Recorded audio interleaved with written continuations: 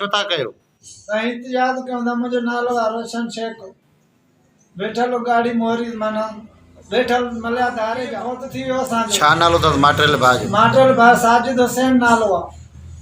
असांजो पीउ फौत थियो आबद साहब माईअ वञी शादी कई पंहिंजे लाड़काणे में। शादी जो कई त वरी छोकिरो 20-25 सालनि जो अचे थियो 30 सालनि जो थियो उतो ॾोह कई। असांखे पुलिस ॿधी वई बेगुनाह असांखे ॿधायूं कयूं सटरायूं। असां माना लोड़े लोड़े त दरबदर थी आयासीं।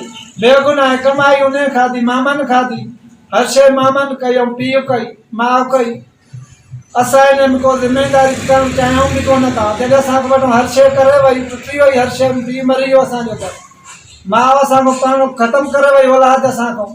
असां घुर कईसीं औलाद जी त असांखे बाबा औलाद ॾे की तव्हां हिन शइ जा मालिक ई न आहियो मां मालिक आहियां तव्हांजो कहिड़ो कमु हिननि सां।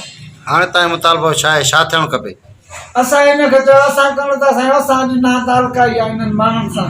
वास्तो बि पंहिंजे मामनि जो अथसि हर शइ पंहिंजी मामनि जी अथसि। इन में ॾोह ॾंड जेको बि थिए थो पैसो हर शइ शराब थो पीए चोरी थो करे चकारी थो करे हर शइ थो करे मामा कराइनि था फिरिया करे असांजे मथां विचार त हे तव्हां भरियो। असां भरे भरे थकिजी पिया आहियूं साईं। असां ग़रीब माण्हू कमायूं 500 रुपया तारीख़ असां हर जे हिन जा कारूं भरियूं न असांखे ॿिनी न ॿार। हिन में त असां बेज़ार थी विया आहियूं। असां तालुक ई छोड़े वियो जॾहिं त असां तालुक करणु हाणे चाहियूं ई कान था। असां बेगुनाह इंसाफ़ वञे कयो एस पी साहिब खे डीआईजी साहिब सखर आहे परियालो आहे जिते बि हुजे असांखे इंसाफ़ खपे। असांखे वधीक कुझु न खपे। असांखे हिनखे लातालुक करे ॾियो असांखां। छा नालो अथसि? साजिद हुसैन नालो अथसि असांजो। वलद पुटु अब्दुल्ला जो। ज़ात ज़ात शेख असांखे न खपे।